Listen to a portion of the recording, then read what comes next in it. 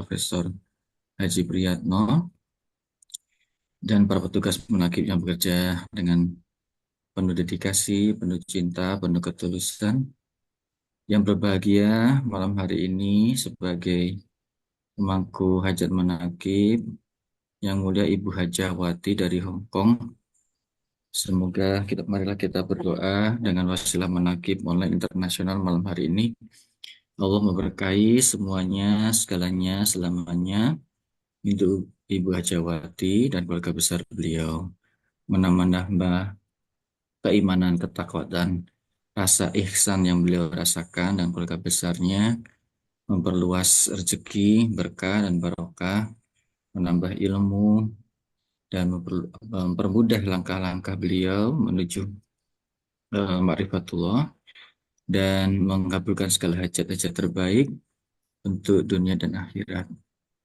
Doa yang sama untuk kita semua, para ikhwan akhwat yang hadir pada majelis manakib online malam hari ini yang diridhoi oleh Allah. Alhamdulillah, kita memasuki malam 28 ya, kalau tidak salah bulan Muharram tahun 1448 Hijriah, maaf, malam 27 atau malam 27 Ramadan kelima tahun 8 Sirna Rasa. Ini sebelumnya saya mohon izin, mau Haji Profesor Subandi Nur Muhammad ya, saya mau pakai eh, sesuatu yang beliau lebih paham ya mengenai teori yang ada dalam psikologi. Di dalam kitab Fadha'il Syukur, di bagian huruf mim yang terakhir, yang kedua, Pangersa Abah, guru kita memaknai huruf mim sebagai mahabbatullah. Nah, di dalam pembahasan itu ada ayat yang saya kira sangat menarik dan sangat berhubungan dengan pembahasan kita sebelumnya mengenai mujahadatun nafs ya, berjihad, berusaha keras dengan nafsu. Surat itu adalah uh, surat Al-Jathiyah ayat 23 yang mohon izin saya artinya. Maka pernahkah kamu melihat orang yang menjadikan hawa nafsunya sebagai Tuhannya, dan Allah membiarkan orang-orang itu tersesat dengan sepengetahuan Allah. Dan Allah telah mengunci pendengaran dan hatinya, serta meletakkan tutup pada penglihatannya. Maka siapakah yang mampu memberi petunjuk setelah Allah membiarkan mereka sesat? Mengapa kamu tidak mengambil pelajaran? Ini ayat-ayat yang secara pribadi saya menggemari karena ada kalimat terakhir ya, afalat ta'qilun, afalat tadakkarun. Ini ayat-ayat yang meminta kita, mendorong kita untuk berpikir ya, menggunakan otak, menggunakan akal. Sebagaimana Pangersa Abah guru kita selalu tidak bosan-bosan untuk mendorong kita untuk gunakan akalnya, gunakan pikirannya gitu ya. Nah, ayat ini sangat penting dan memiliki begitu banyak makna yang mungkin malam ini kita bahas sedikit, yang sangat berhubungan dengan mujahadatun nafs adalah di baris pertama, di mana Allah bertanya ya, jawabannya ini pasti iya ya. Maka pernahkah kamu melihat orang yang menjadikan hawa nafsunya sebagai Tuhannya? Nah, ini artinya Al-Quran atau Allah merujuk pada individu-individu atau manusia yang mungkin menjadikan hawa nafsu sebagai Tuhan. Ini bermakna banyak ya. Bisa jadi orang yang terbuai untuk memuaskan hawa nafsunya, atau mereka terjebak memuaskan hawa nafsunya, atau hanya satu cara, punya satu pemahaman untuk mencapai kebahagiaan atau tujuan hidupnya atau memaknai hidupnya, yaitu hanya dengan memuaskan hawa nafsunya. Menjadikan hawa nafsu sebagai Tuhan bukan berarti menjadikannya sesembahan atau menjadikannya semacam apa namanya petunjuk rujukan ya, tapi menjadikan hawa nafsu sebagai satu apa namanya orientasi utama begitu ya. Itu artinya mereka tidak memiliki tujuan lain, tidak memiliki makna lain, tidak memiliki arah yang lain dalam kehidupannya kecuali untuk kepentingan hawa nafsu. Dan baris kedua ini sangat mendasar sekali karena diikuti. Nah, orang-orang yang seperti itu oleh Allah dibiarkan tersesat dengan sepengetahuan Allah. Ya Allah tahu mereka tersesat tapi dibiarkan oleh Allah gitu ya. Jadi ada kaitan antara orang-orang yang menggunakan atau menjadikan hawa nafsunya sebagai Tuhan mereka dan kesesatan. Dan Allah membiarkan orang-orang itu tersesat. Nah, baris berikutnya ini menjelaskan metode atau cara bagaimana Allah membiarkan mereka tersesat. Yaitu Allah telah mengunci pendengarannya, ya. Kemudian dan hatinya, serta meletakkan tutup atas penglihatannya. Ini artinya Allah membiarkan mereka tersesat dengan cara mengunci. Mengunci ini saya tidak ahli bahasa Arab ya. Kalau dalam bahasa ayat aslinya ini mungkin berpengetahuan khusus, tapi ini terjemahan yang saya dapat secara online mengunci dan itu dipakai juga oleh pengarsa Abah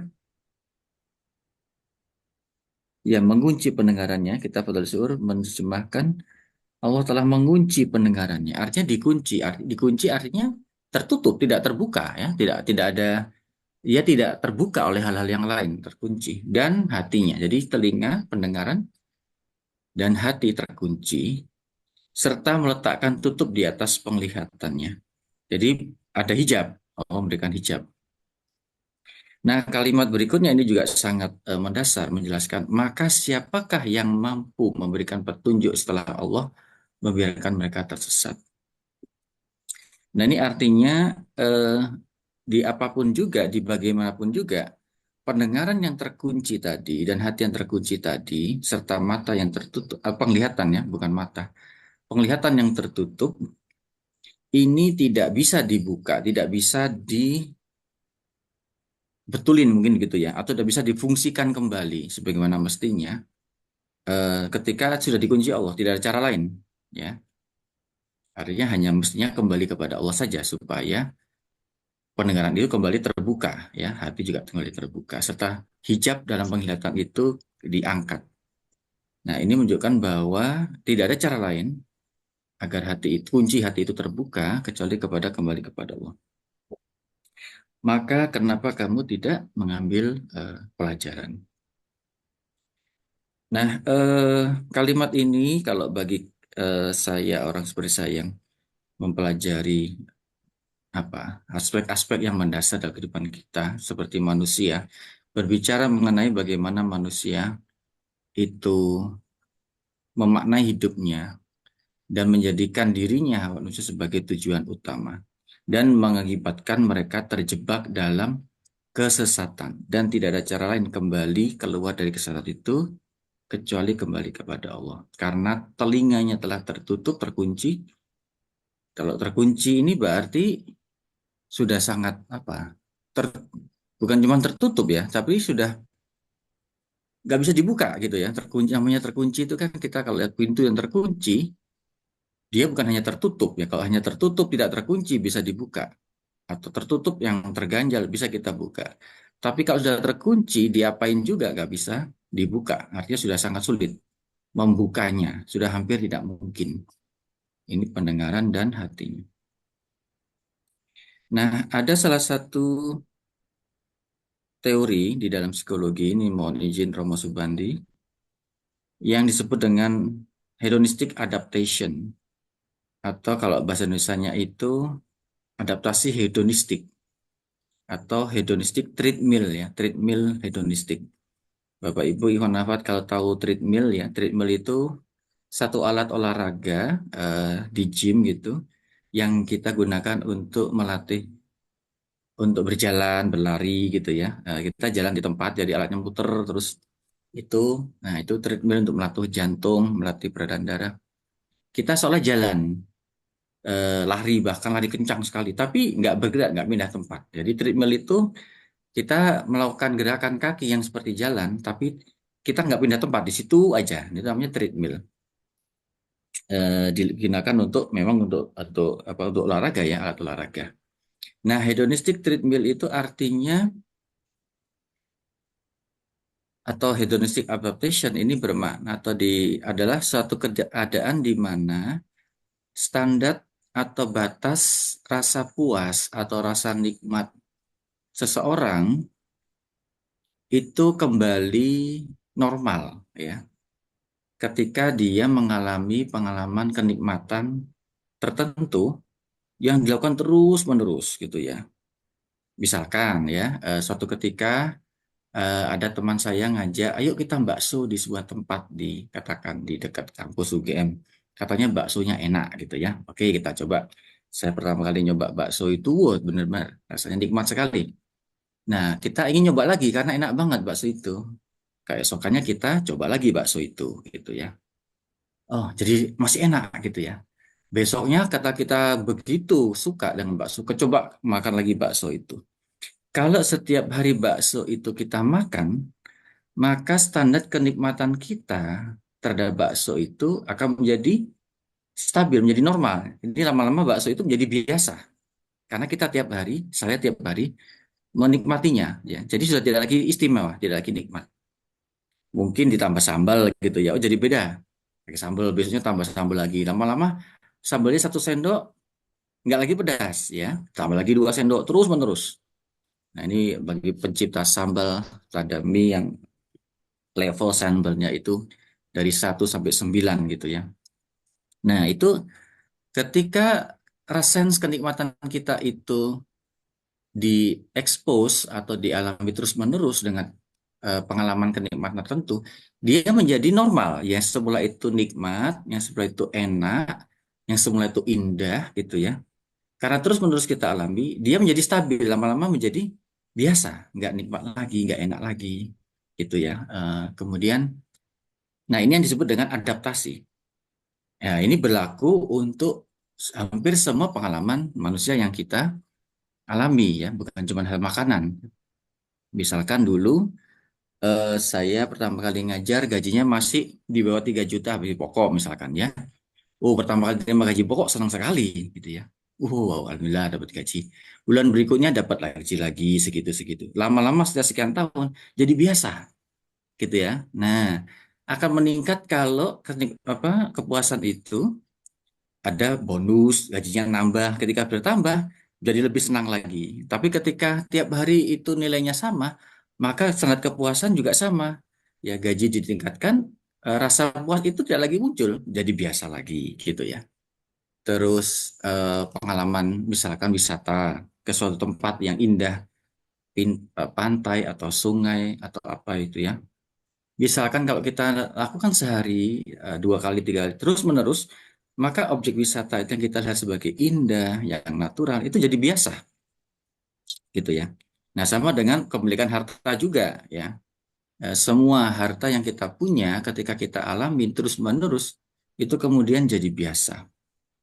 Nah, ini yang disebut dengan hedonistic adaptation itu tadi, di mana rasa nikmat kita itu menjadi stabil. Artinya sebenarnya kita menjadi semakin bebal, ya. Jadi sense kita untuk merasakan kepuasan, kenikmatan, kebahagiaan itu sebenarnya semakin berkurang karena dia terpapar oleh bentuk-bentuk kenikmatan yang terus-menerus gitu ya. Sehingga kemudian manusia cenderung menginginkan kepuasan yang lebih gitu ya. Kalau kemarin saya misalkan makan bakso yang tadi saya contoh, wah mungkin kemarin ini porsi yang biasa kali ya. Biji bakso cuma 4, misalkan ada tahunya. Gimana kalau ditambah? Masih lebih enak lagi ya.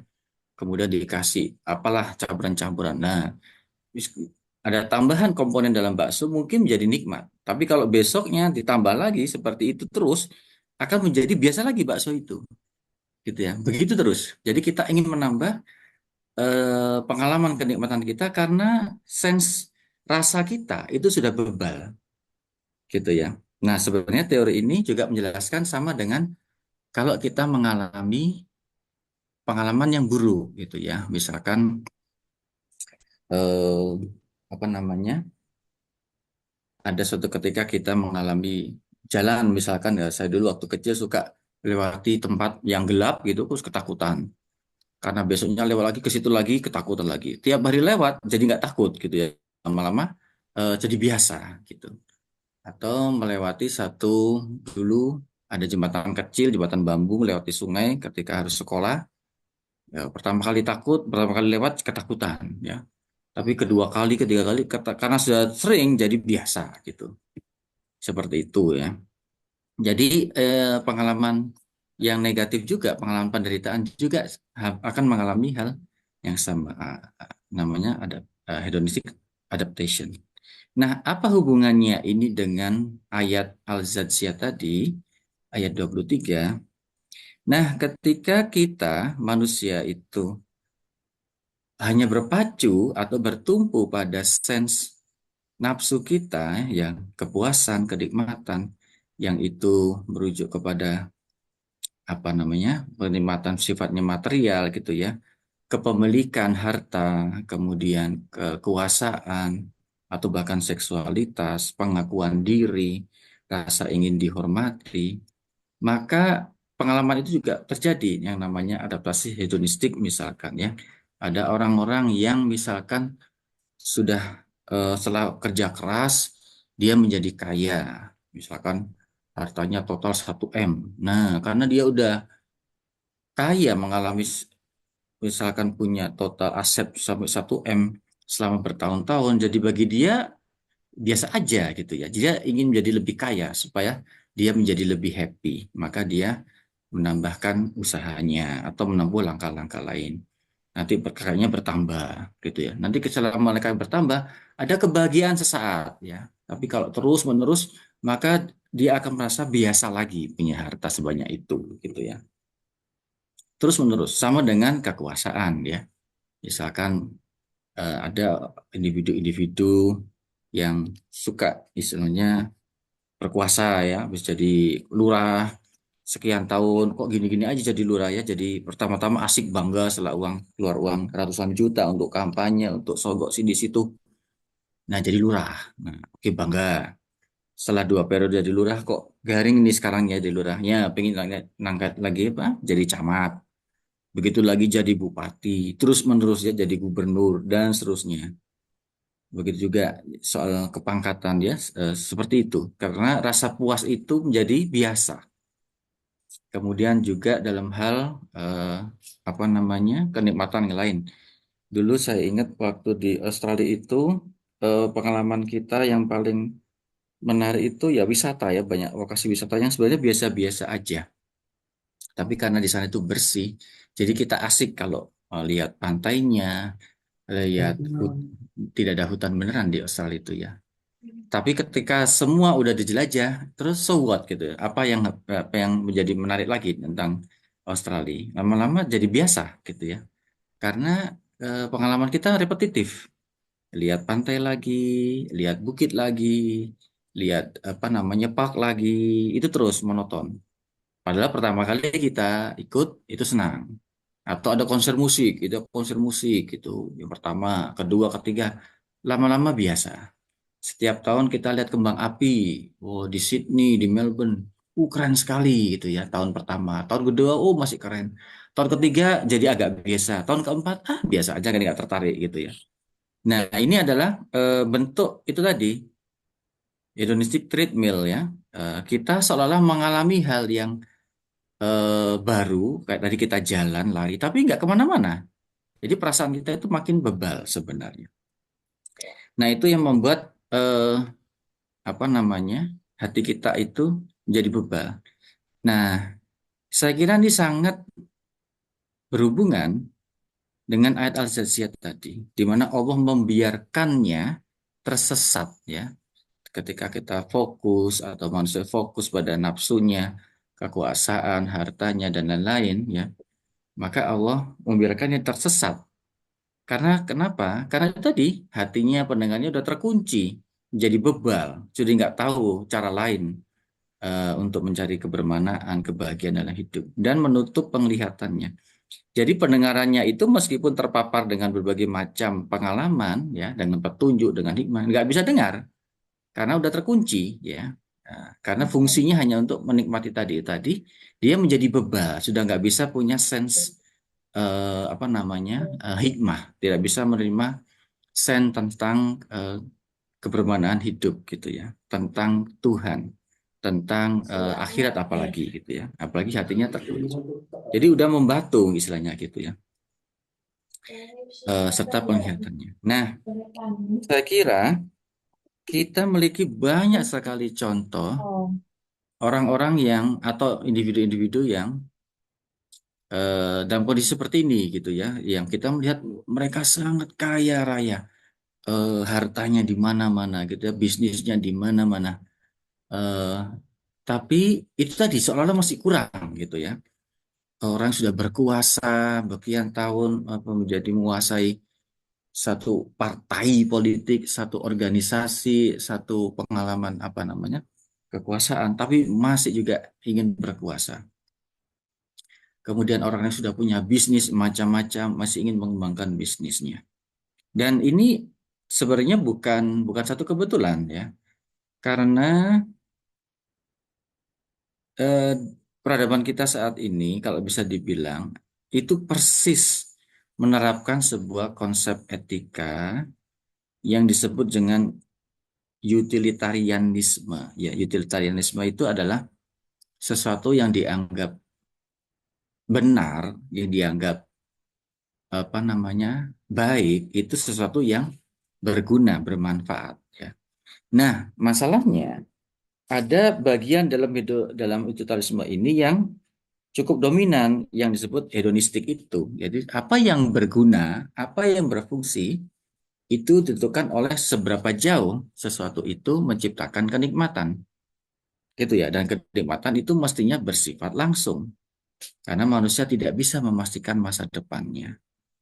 Nah, inilah kehidupan peradaban kita sekarang bergerak dalam ideologi ini gitu ya. Seperti sistem ekonomi yang kita punya dengan ideologi pertumbuhan gitu ya. Sekarang ini kan semua negara hampir semua menerapkan konsep pertumbuhan ekonomi. Pertumbuhan itu artinya kalau kita seperti sebuah keluarga ya, itu seyogyanya satu ekonomi yang normal dalam teori pertumbuhan itu mestinya keluarga itu makin kaya gitu ya.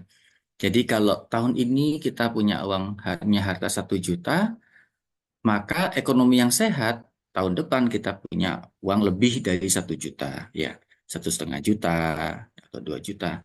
Tahun depannya lagi itu kita punya uang lebih lagi gitu. Nah ini teori ya. Jadi kalau sebuah negara juga kayak gitu ya sama Indonesia. Misalkan kalau sekarang pendapatan per kapita itu sekian triliun rupiah gitu ya, maka tahun depannya perputaran ekonomi itu harus lebih dari yang tahun sekarang. Dan ini berlaku di hampir semua negara. Nah, itu sama seperti treadmill tadi itu, bahwa kita sudah punya semangkok bakso. Nah, akan lebih nikmat kalau minggu depan kita makan 2 mangkok bakso supaya kehidupan kita lebih nikmat. Dan hari depannya lagi kita makan bakso lebih banyak lagi. Karena kalau kita cuma makan 1 bakso itu terjadi regres ya. Nah, persis seperti ini. Nah, ini menunjukkan betapa sense kebahagiaan, sense kenikmatan itu menjadi bebal secara sistemik gitu ya. Dan ada banyak kajian yang menunjukkan bahwa sesungguhnya pertumbuhan ekonomi itu justru menciptakan malapetaka eh, apa namanya lingkungan, malapetaka kemanusiaan gitu ya. Karena ada batasnya pertumbuhan ekonomi itu tidak bisa terus-menerus tanpa batas gitu ya. Kekayaan manusia juga terus-menerus tanpa batas. Tidak bisa secara matematika, secara etika lingkungan tidak mungkin manusia itu atau satu negara itu terus-menerus menambah kekayaan tanpa batas. Karena itu hanya menciptakan ketimpangan ya. Artinya kalau hari ini kita makin kaya, berarti itu ada orang lain yang menjadi lebih miskin hari depannya gitu ya. Dan ini persis yang terjadi. Kenapa sekarang semakin banyak ketimpangan? Bukan karena ekonomi kita sama-sama maju, karena kemajuan suatu keluarga, suatu negara itu menunjukkan berakibat pada bangsa lain itu sebenarnya menjadi dampak, terkena dampaknya. Artinya mereka menjadi lebih miskin. Nah, persoalannya teori pertumbuhan ini sudah menjadi ideologi gitu ya. Jadi seolah-olah eh, ya kita harus lebih kaya dari tahun kemarin. Itu kita harus lebih makmur dari tahun kemarin. Itu tandai dengan belanjanya makin banyak, teknologinya makin banyak dipakai, energi yang dipakai makin banyak gitu ya. Eh, Kemudian macam-macam ya, termasuk termasuk sarana kehidupan yang kita gunakan itu juga semakin banyak. Kalau dulu eh, satu rumah di Jogja, saya ingat waktu awal kali kuliah itu, satu rumah yang isinya 5-6 orang itu ada 3 lampu saja cukup ya. Sekarang tidak cukup, harus menerangi lampu. Kalau dulu jalan-jalan di kota Jogja itu banyak yang gelap dan everybody tidak masalah. Sekarang jalan yang di ujung sawah sekalipun harus terang benderang gitu. Eh, Terus kendaraan juga seperti itu. Kalau dulu motor bebek 80 cc, 70 cc itu sudah nggak masalah. Sekarang paling kecil 125 cc, mobil di mana-mana. Artinya pertumbuhan penggunaan energi kita makin tinggi. Dan itu menunjukkan ini tadi. Dan apakah manusia sekarang itu lebih happy, lebih bahagia dari orang sebelumnya? Belum tentu, karena kebanyakan malah lebih stres ya sekarang ini makin banyak orang. Ini Romo Subandi tahu nih, tentang derajat stres apa namanya secara global, secara nasional. Termasuk di lingkungan perguruan tinggi gitu ya. Sekarang ini banyak orang stres. Dan ini kan satu yang ironi. Nah, inilah yang saya kira sangat relevan dengan Allah menjelaskan tadi dan Allah telah mengunci pendengaran hati dan tutup penglihatan mereka. Karena hawa nafsu menjadi Tuhannya gitu ya. Dan tidak ada cara lain untuk mengembalikan itu kecuali kembali kepada Allah gitu ya. Jadi kalau sudah hati terkunci, yang kita tahu hanya membiarkan atau memurka hawa nafsu, sudah nggak ada jalan keluar sebenarnya, sudah terkunci, sudah kita terjebak ya. Nah, ini yang saya kira sangat penting pesan ayat ini, mengapa disebutkan dalam kitab Fadhil Syukur, karena ini realitas yang sangat kita alami, kita saksikan dan menjadi bagian dari kehidupan peradaban kita sekarang. Dan kita menjadi eh, apa namanya konsumen ya, menjadi kadang menjadi bagian juga di situ. Dan itulah kenapa di dalam ajaran Islam, dalam agama kita, kita tidak pernah diajarkan untuk mengejar kenikmatan, kepuasan, kebahagiaan gitu ya.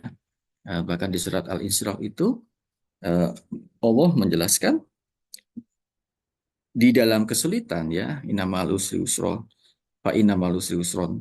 Di dalam kesulitan itu ada kemudahan. Jadi kita dilatih, kita ditempa, kita digembleng dengan tantangan, dengan kesulitan, dengan ujian. Karena justru dengan itu hati kita menjadi terbuka, pendengaran kita itu terbuka, penglihatan kita menjadi sangat sensitif, hati kita menjadi sangat peka ya. Kalau dengan kenikmatan terus-menerus, maka justru akan menjadi bebal, akan tertutup. Dan kita tidak tahu jalan kembali kepada Allah ya. Karena ketika hati itu telah terkunci. Nah ini saya sekarang mengamati kasus korupsi yang belakangan ini, kalau Bapak Ibu mendengar ya peristiwa yang sekarang terjadi, mega korupsi yang seheboh ini melibatkan 3 institusi, kepolisian, TNI, dan jaksa ini menunjukkan ada orang-orang di negeri ini yang kekayaannya nggak bisa kita bayangkan gitu ya. Satuannya sudah bukan J dan M lagi, tapi T ini ya. Wah, T terus uangnya banyak. Itu mau diapain gitu ya, uang sebanyak itu gitu ya. Ini menunjukkan betapa nafsu itu sebegitu begitu kuatnya. Ketika dia diladeni, ketika dia dibiarkan, dia menjadi lubang hitam yang membesar, semakin besar dan semakin besar. Dan sudah tidak bisa kita kendalikan lagi ketika besar ya. Yang ada ya kita hanya bisa menurutinya.